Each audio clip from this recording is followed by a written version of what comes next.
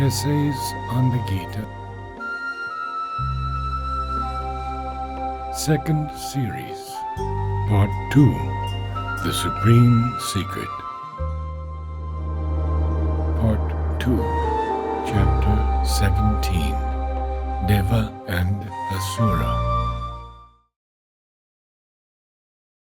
The practical difficulty of the change from the ignorant and shackled normal nature of man to the dynamic freedom of a divine and spiritual being will be apparent if we ask ourselves more narrowly how the transition can be effected from the fettered, embarrassed functioning of the three qualities to the infinite action of the liberated man who is no longer subject to the gunas.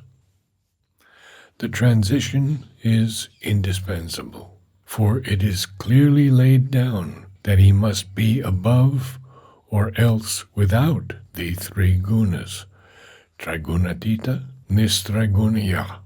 On the other hand, it is no less clearly, no less emphatically laid down that in every natural existence here on earth, the three gunas are there in their inextricable working, and it is even said that all action of man or creature or force is merely the action of these three modes upon each other, a functioning in which one or the other predominates, and the rest modify its operation and results.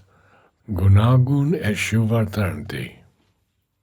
How then can there be another dynamic and kinetic nature, or any other kind of works? To act is to be subject to the three qualities of nature. To be beyond these conditions of her working is to be silent in the spirit. The Ishvara, the Supreme, who is master of all her works and functions, and guides and determines them by his divine will, is indeed above this mechanism of quality, not touched or limited by her modes, but still it would seem that he acts always through them, always shapes by the power of the swabhava and through the psychological machinery of the gunas.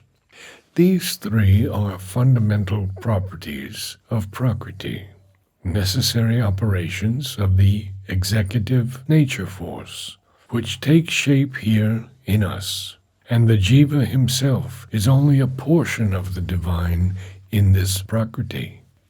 If, then, the liberated man still does works, still moves in the kinetic movement, it must be so that he moves and acts in nature and by the limitation of her qualities, subject to their reactions, not insofar as the natural part of him persists in the freedom of the divine. But the Gita has said exactly the opposite, that the liberated yogin is delivered from the guna reactions, and whatever he does, however he lives, moves and acts in God, in the power of his freedom and immortality, in the law of the supreme, eternal, infinite, sarvata vartamanopi sayogi mai vartate. There seems here to be a contradiction, an impasse, but this is only when we knot ourselves up in the rigid, logical oppositions of the analytic mind, not when we look freely and subtly at the nature of spirit and at the spirit in nature. What moves the world is not really the modes of Prakriti. These are only the lower aspect, the mechanism of our normal nature. The real motive power is a divine spiritual will, which uses at present these inferior conditions, but is itself not limited, not dominated, not mechanized, as is the human will by the gunas. No doubt, since these modes are so universal in their action, they must proceed from something inherent in the power of the Spirit. There must be powers in the divine will force from which these aspects of Prakriti have their origin.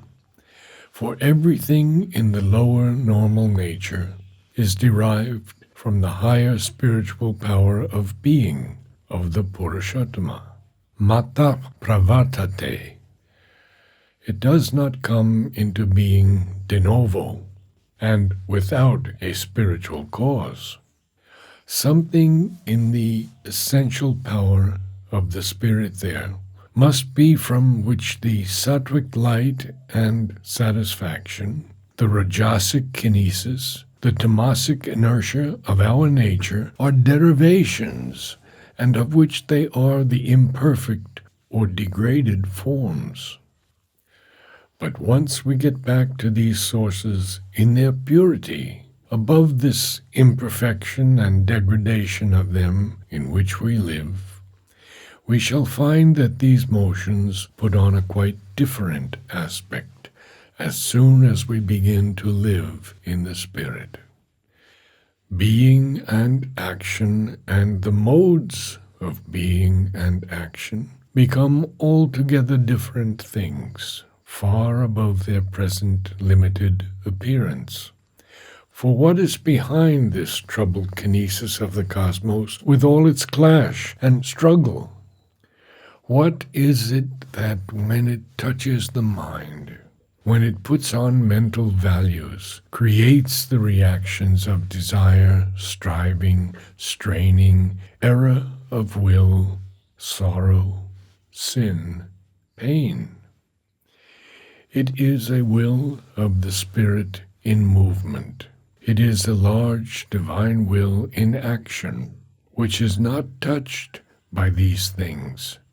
It is a power, tapas chit shakti, of the free and infinite conscious Godhead, which has no desire because it exercises a universal possession and a spontaneous ananda of its movements.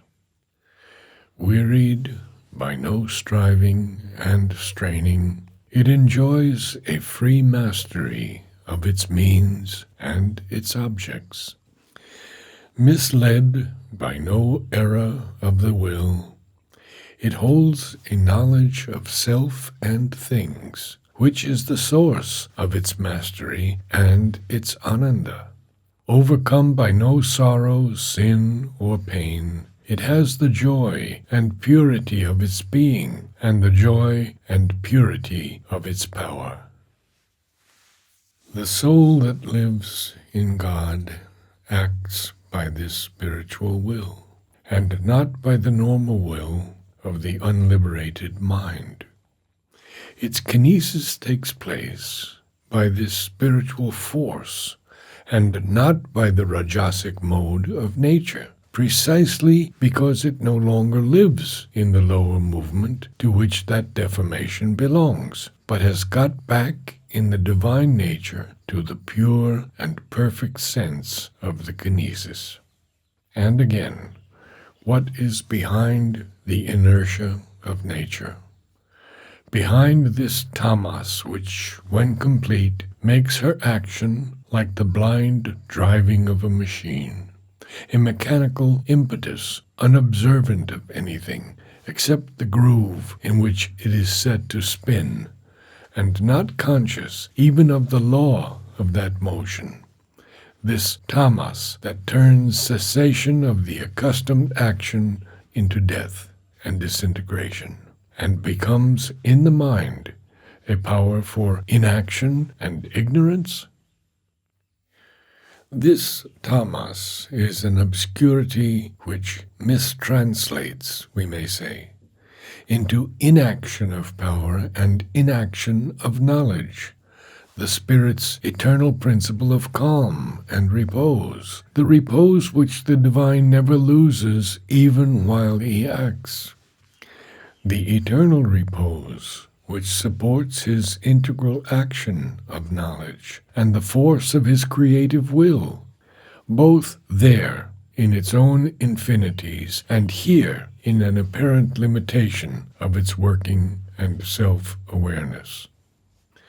The peace of the Godhead is not a disintegration of energy or a vacant inertia. It would keep all that infinity has known and done gathered up and concentratedly conscious in an omnipotent silence, even if the power everywhere ceased for a time actively to know and create. The Eternal does not need to sleep or rest. He does not get tired and flag. He has no need of a pause to refresh and recreate his exhausted energies, for his energy is inexhaustibly the same, indefatigable and infinite. The Godhead is calm and at rest in the midst of his action, and on the other hand, his very cessation of action would retain in it the full power and all the potentialities of his kinesis. The liberated soul enters into this calm and participates in the eternal repose of the Spirit. This is known to everyone who has had any taste at all of the joy of liberation, that it contains an eternal power of calm. And that profound tranquility can remain in the very heart of action and persevere in the most violent motion of forces.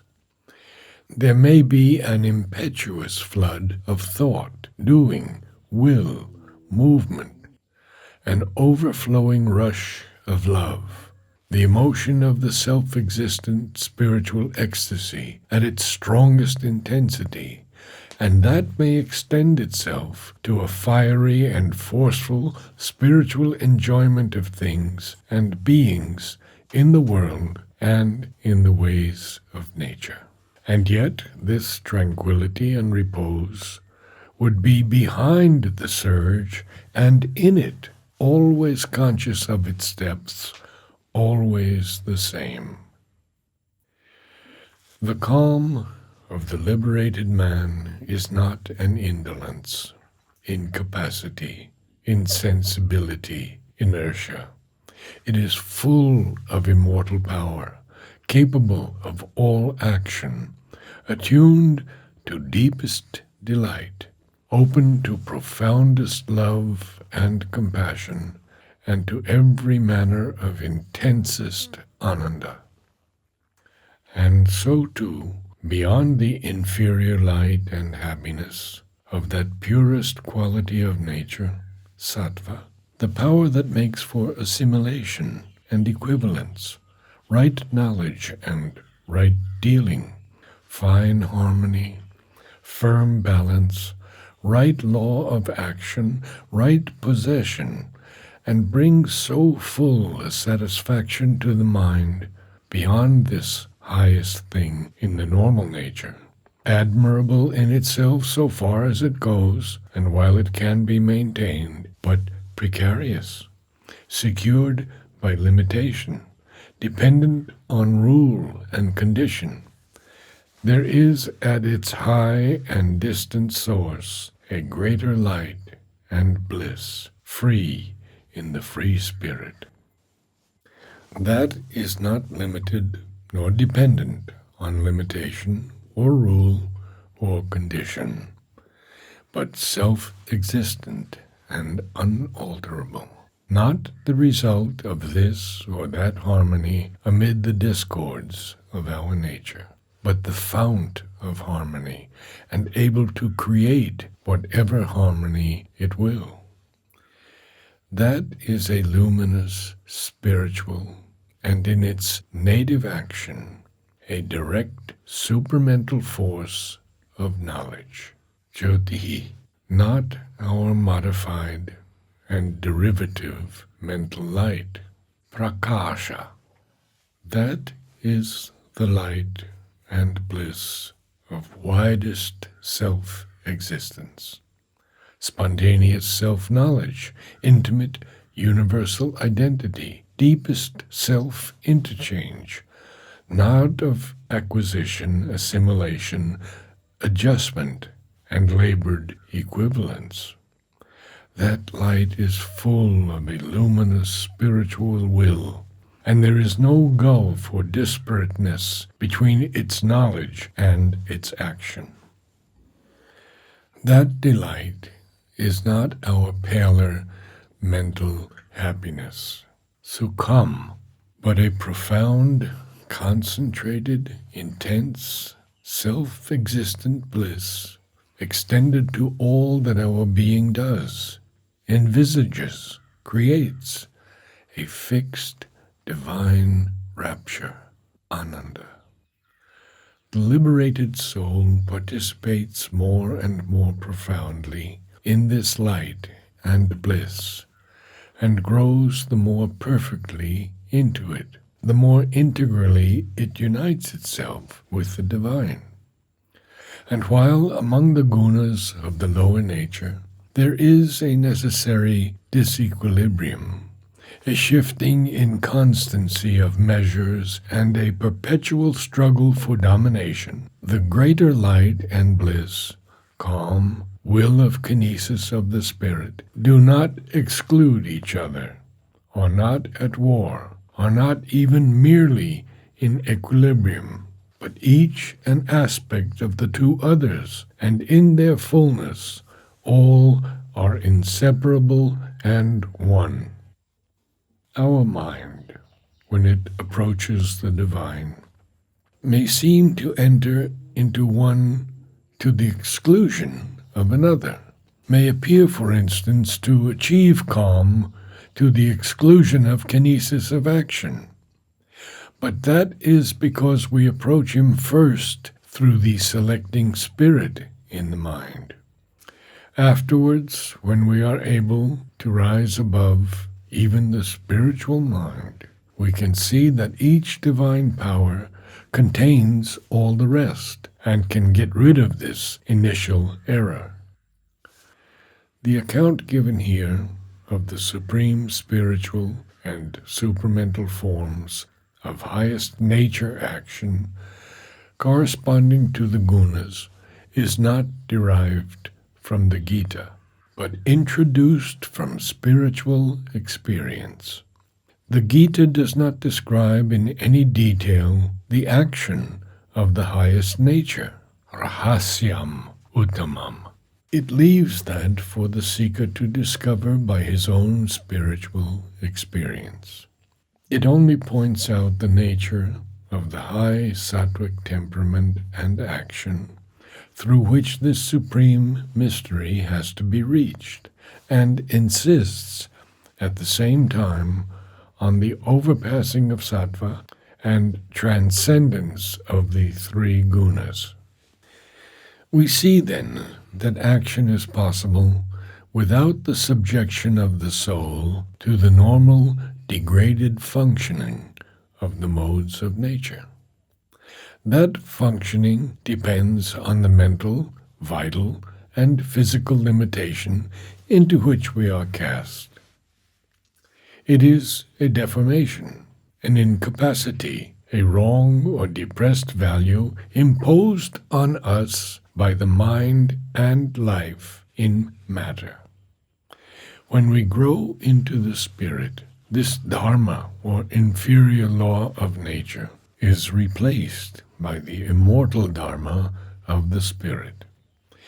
There is the experience of a free, immortal action, a divine, illimitable knowledge, a transcendent power, an unfathomable repose. But still there remains the question of the transition, for there must be a transition, a proceeding by steps, since nothing in God's workings in this world is done by an abrupt action without procedure or basis. We have the thing we seek in us, but we have, in practice, to evolve it out of the inferior forms of our nature. This is from the point of view of our nature, ascending upwards by self-conquest, effort, and discipline. There must also intervene more and more a descent of the divine light, presence, and power into the being to transform it. Otherwise, the change at the point of culmination and beyond it cannot take place. That is why there comes in, as the last movement, the necessity of an absolute self-surrender. Therefore, in the action of the modes itself, there must be some means, some leverage, some point d'appui by which we can effect this transformation.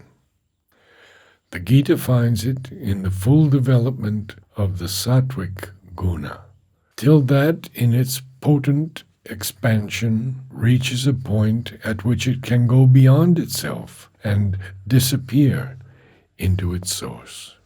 The reason is evident, because sattva is a power of light and happiness, a force that makes for calm and knowledge, and at its highest point it can arrive at a certain reflection, almost a mental identity with the spiritual light and bliss from which it derives. The other two gunas cannot get this transformation. Rajas into the divine kinetic will, or tamas into the divine repose and calm, without the intervention of the sattvic power in nature. The principle of inertia will always remain inaction of power, or an incapacity of knowledge, until its ignorance disappears in illumination, and its torpid incapacity is lost in the light and force of the omnipotent divine will of repose. Then only can we have the supreme calm. Therefore, tamas must be dominated by sattva. The principle of rajas, for the same reason, must remain always a restless, troubled, feverish, or unhappy working, because it has not right knowledge. Its native movement is a wrong and perverse action, perverse through ignorance. Our will must purify itself by knowledge. It must get more and more to a right and luminously informed action before it can be converted into the divine kinetic will. That again means the necessity of the intervention of sattva. The sattvic quality is a first mediator between the higher and the lower nature.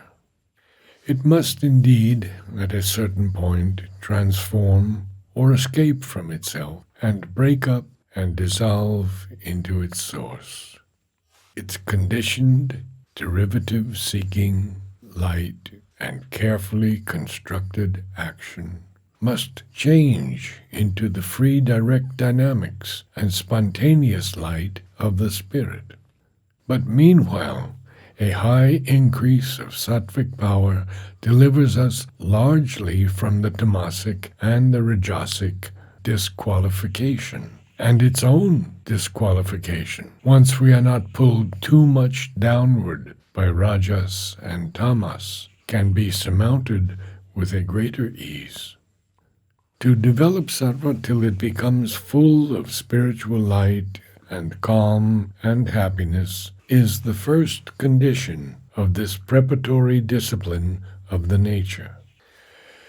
That, we shall find, is the whole intention of the remaining chapters of the Gita.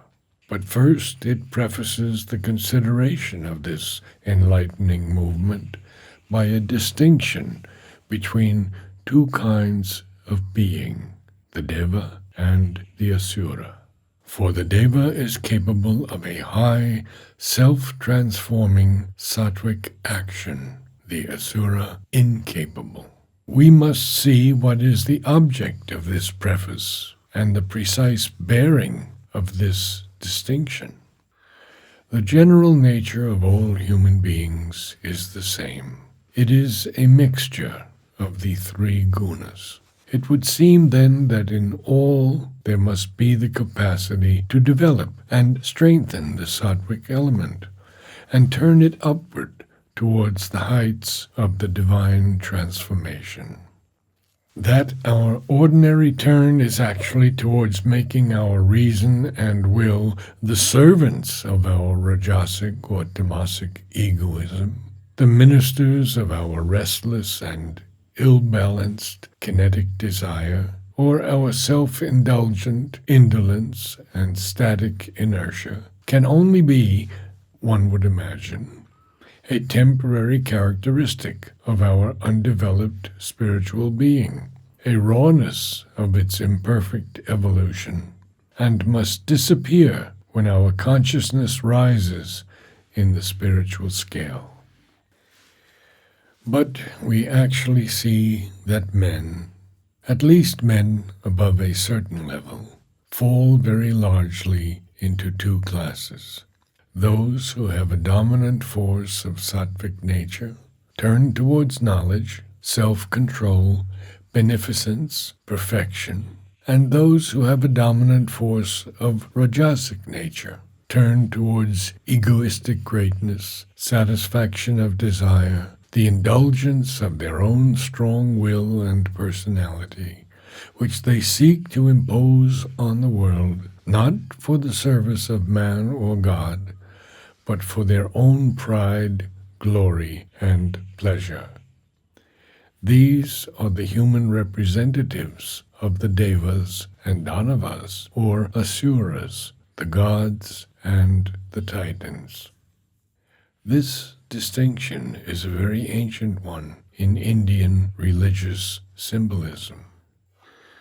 The fundamental idea of the Rig Veda is a struggle between the gods and their dark opponents, between the masters of light, sons of infinity, and the children of division and night, a battle in which man takes part and which is reflected in all his inner life and action. This was also a fundamental principle of the religion of Zoroaster. The same idea is prominent in later literature.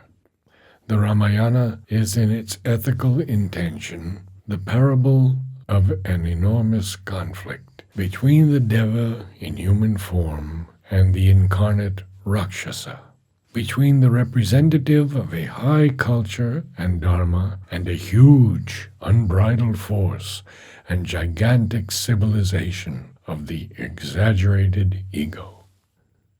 The Mahabharata, of which the Gita is a section, takes for its subject a lifelong clash between human devas and asuras, the men of power, sons of the gods, who are governed by who are out for the service of their intellectual, vital, and physical ego.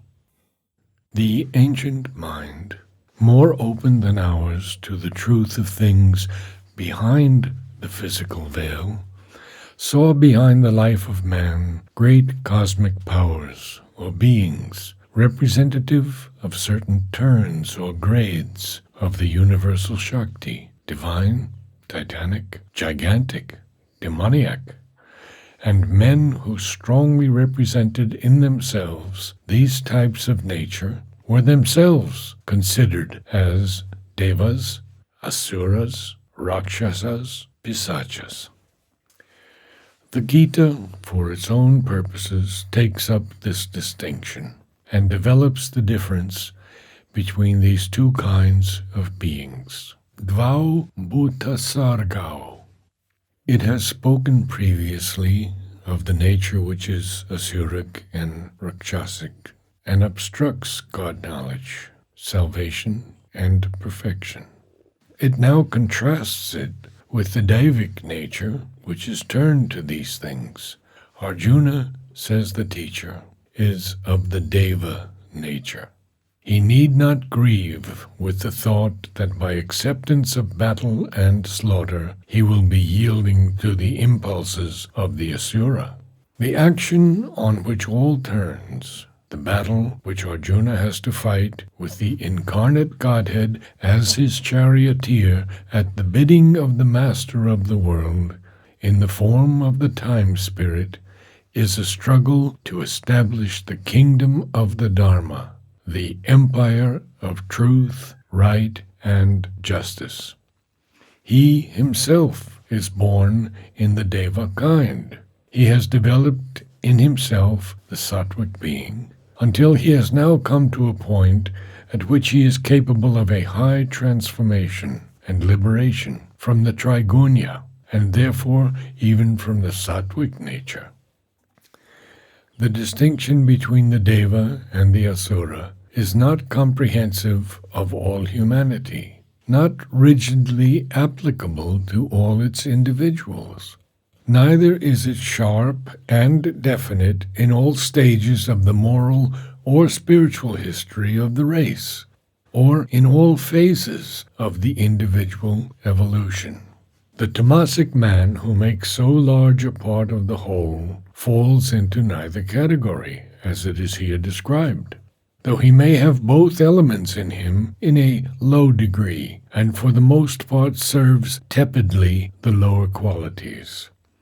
The normal man is ordinarily a mixture, but one or the other tendency is more pronounced, tends to make him predominantly rajotamasic or sattva-rajasic, and can be said to be preparing him for either culmination, for the divine clarity or the titanic turbulence. For here what is in question is a certain culmination in the evolution of the qualitative nature, as will be evident from the descriptions given in the text. On one side there can be a sublimation of the sattvic quality, the culmination or manifestation of the unborn Deva. On the other, a sublimation of the rajasic turn of the soul in nature, the entire birth of the Asura. The one leads towards that movement of liberation on which the Gita is about to lay stress. It makes possible a high self-exceeding of the sattva quality and a transformation into the likeness of the divine being, vimokshaya. The other leads away from that universal potentiality and precipitates towards an exaggeration of our bondage to the ego. This is the point of the distinction.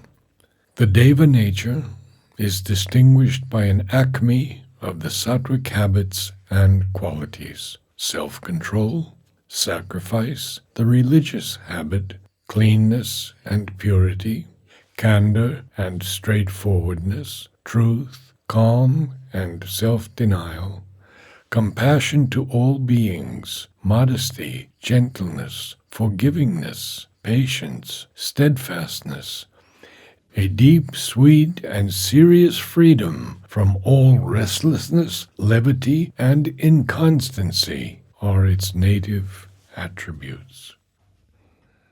The Asuric qualities, wrath, greed, cunning, treachery, willful doing of injury to others, pride and arrogance, and excessive self-esteem, have no place in its composition. But its gentleness and self-denial and self-control are free too from all weakness. It has energy and soul force, strong resolution, the fearlessness of the soul that lives in the right and according to the truth, as well as its harmlessness. Tejaha, abhayam, dhritihi, ahimsa, satyam. The whole being, the whole temperament is integrally pure. There is a seeking for knowledge and a calm and fixed abiding in knowledge. This is the wealth, the plenitude of the man born into the Deva nature. The Asuric nature has too its wealth, its plenitude of force, but it is of a very different, a powerful and evil kind. Asuric men have no true knowledge of the way of action or the way of abstention, the fulfilling or the holding in of the nature. Truth is not in them, nor clean doing, nor faithful observance. They see, naturally in the world, nothing but a huge play of the satisfaction of self. Theirs is a world with desire for its cause, and seed, and governing force, and law, a world of chance, a world devoid of just relation and linked karma, a world without God, not true, not founded in truth. Whatever better intellectual or higher religious dogma they may possess, this alone is the true creed of their mind and will in action. They follow always the cult of desire and ego.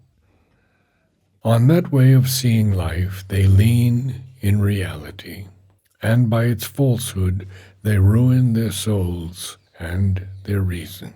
The Asuric man becomes the center or instrument of a fierce, titanic, violent action, a power of destruction in the world, a fount of injury and evil.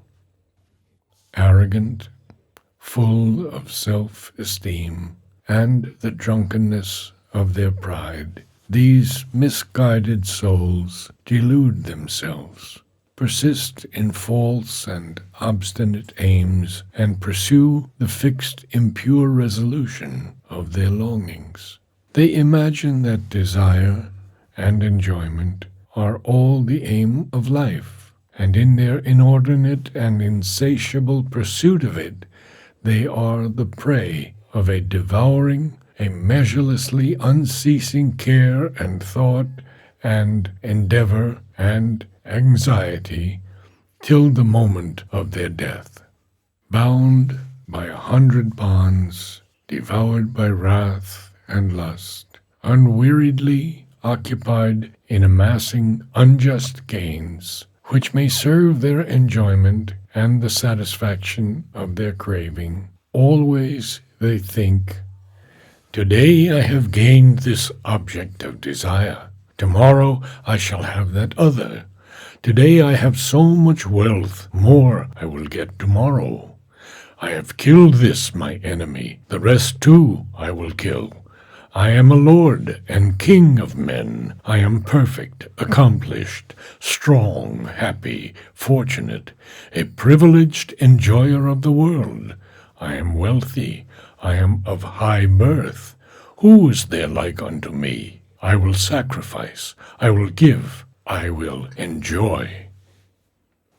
Thus occupied by many egoistic ideas, deluded, doing works, but doing them wrongly, acting mightily, but for themselves, for desire, for enjoyment, not for God in themselves and God in man, they fall into the unclean hell of their own evil. They sacrifice and give, but from a self-regarding ostentation, from vanity, and with a stiff and foolish pride. In the egoism of their strength and power, in the violence of their wrath and arrogance, they hate, despise, and belittle the God hidden in themselves and the God in man. And because they have this proud hatred and contempt of good and of God, because they are cruel and evil, the divine casts them down continually into more and more Asuric births. Not seeking him, they find him not, and at last, losing the way to him altogether, sink down into the lowest status of soul nature. Adhamam Gatim. This graphic description, even giving its entire value to the distinction it implies, must not be pressed to carry more in it than it means. When it is said that there are two creations of beings in this material world, Deva and Asura, the distinction between the two creations has its full truth in supraphysical planes where the law of spiritual evolution does not govern the movement. There are worlds of the Devas, worlds of the Asuras, and there are in these worlds behind us constant types of beings which support the complex divine play of creation, indispensable to the march of the universe, and cast their influence also on the earth and on the life and nature of man in this physical plane of existence. It is not meant that human souls are so created by God from the beginning, each with its own inevitable career in nature. Nor is it meant that there is a rigid spiritual predestination, and those rejected from the beginning by the divine are blinded by him, so that they may be thrust down to eternal perdition and the impurity of hell. All souls are eternal portions of the divine, the Asura as well as the Deva. All can come to salvation. Even the greatest sinner can turn to the divine. But the evolution of the soul in nature is an adventure of which Swabhava and the karma governed by the Swabhava are ever the chief powers. And if an excess in the manifestation of the Swabhava, the self-becoming of the soul, a disorder in its play turns the law of being to the perverse side. If the Rajasic qualities are given the upper hand, cultured to the diminution of Sattva, then the trend of karma and its results necessarily culminate not in the sattvic height, which is capable of the movement of liberation, but in the highest exaggeration of the perversities of the lower nature. The man, if he does not stop short and abandon his way of error, has eventually the Asura full-born in him. And once he has taken that enormous turn away from the light and truth, he can no more reverse the fatal speed of his course, because of the very immensity of the misused divine power in him, until he has plumbed the depths to which it falls, found bottom, and seen where the way has led him, the power exhausted and misspent, himself down in the lowest state of the soul nature, which is hell. Only when he understands and turns to the light does that other truth of the Gita come in, that even the greatest sinner, the most impure and violent evildoer, is saved the moment he turns to adore and follow after the Godhead within him. Then, simply, by that turn, he gets very soon into the sattvic way, which leads to perfection and freedom. The Asuric Prakriti is the Rajasic at its height. It leads to the slavery of the soul in nature, to desire, wrath, and greed, the three powers of the Rajasic ego. And these are the threefold doors of hell. The hell into which the natural being falls when it indulges the impurity and evil and error of its lower or perverted instincts. These three are again the doors of a great darkness. They fold back into tamas, the characteristic power of the original ignorance. For the unbridled force of the Rajasic nature, when exhausted, falls back into the weakness, collapse, darkness, incapacity of the worst tamasic soul status. To escape from this downfall, one must get rid of these three evil forces, and turn to the light of the sattvic quality. Live by the right, in the true relations, according to the truth and the law. Then one follows one's own higher good and arrives at the highest soul status. To follow the law of desire is not the true rule of our nature. There is a higher and juster standard of its works. But where is it embodied, or how is it to be found? In the first place, discovered is embodied in its Shastra, its rule of science and knowledge, rule of ethics, rule of religion, rule of best social living, rule of one's right relations with man and God and nature. Shastra does not mean a mass of customs, some good, some bad, unintelligently followed by the customary routine mind of the tamasic man. Shastra is the knowledge and teaching laid down by intuition, experience, and wisdom, the science and art and ethic of life, the best standards available to the race. The half-awakened man who leaves the observance of its rule to follow the guidance of his instincts and desires can get pleasure, but not happiness. For the inner happiness can only come by right living. He cannot move to perfection, cannot acquire the highest spiritual status. The law of instinct and desire seems to come first in the animal world, but the manhood of man grows by the pursuit of truth and religion and knowledge and a right life.